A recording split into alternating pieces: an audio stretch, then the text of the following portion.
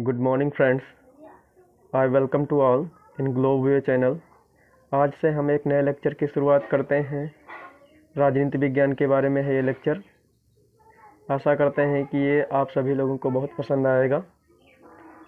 तो शुरू करते हैं।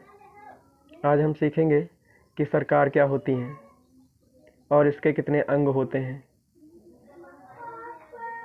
अगर हम बात करें सरकार की, तो ये 3 चीज़ों का सम्मिश्रण है। पहला है पॉलिटी, दूसरा है कॉन्स्टिट्यूशन और तीसरा है लोग, जिसको हम इंग्लिश में पीपल्स भी बोलते हैं।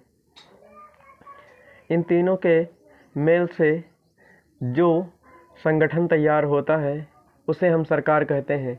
और किसी भी अच्छी सरकार का उत्तरदायित्व उसके देश के प्रति, उसके राष्ट्र के प्रति समन्वय बिठाना है।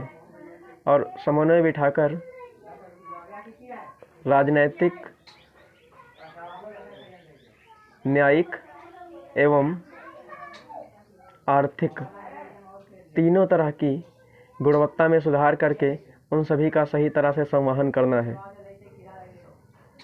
लिखा गया है सरकार के बारे में कुछ राजनैतिक, संवैधानिक अथवा गैर संवैधानिक तथा लोगों के प्रकरणों से मिलकर बना एक ऐसा समन्वय जो किसी भी देश, राज्य को सुचारू रूप से चलाने का उत्तरदायित्व निभाता है, सरकार कहलाता है।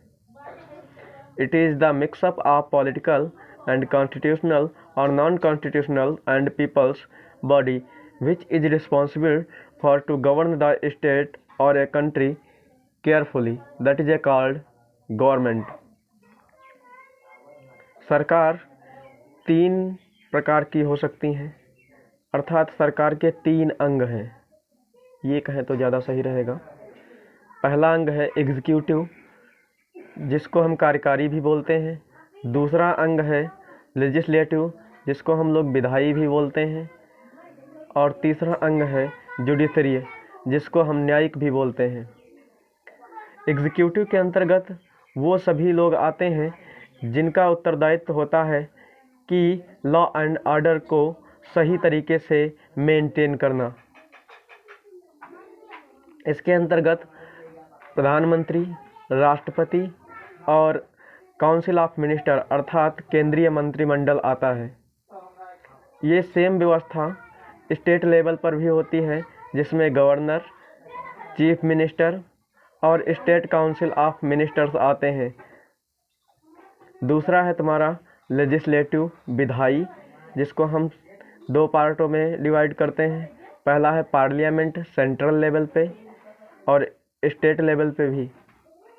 सेंट्रल लेवल पे जो होता है उसमें लोकसभा, राज्यसभा और स्टेट लेवल पे विधानसभा, विधान परिषद।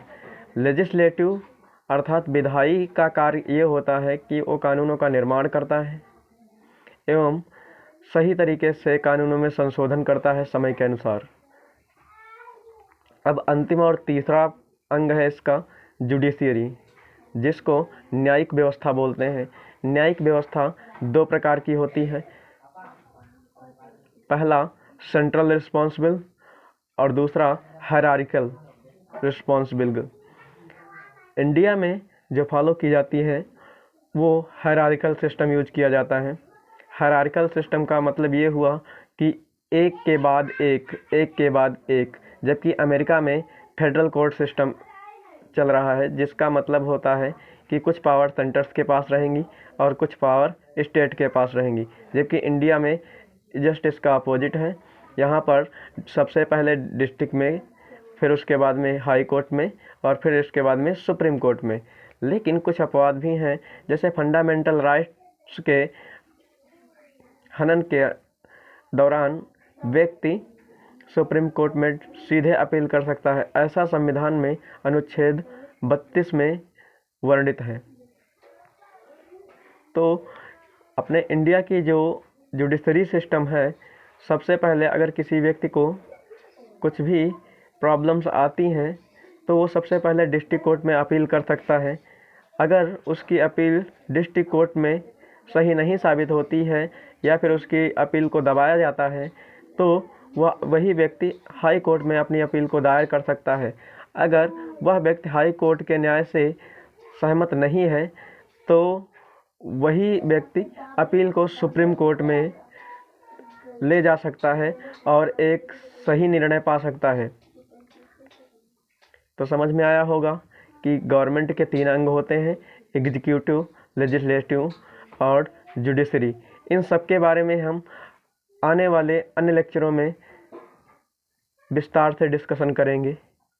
तो बने रहिए हमारे चैनल के साथ में और देखते रहिए Indian polity bye globe way. Thank you.